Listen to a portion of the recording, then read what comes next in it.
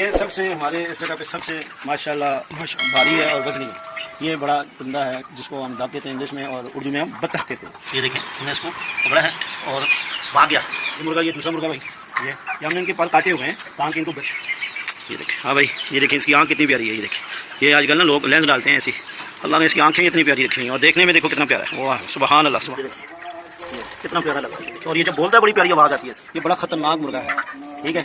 ये अगर बाहर निकालें तो ये सारी मुर्गियों का बड़ा कर करके मार के रख दें, ये खून निकाल लेते हैं। चलो इधर आओ, ये देखें इसका माशाल्लाह ताज देखें। बटेरों के बाद आगे हम चलते हैं, नम लगाए भाई।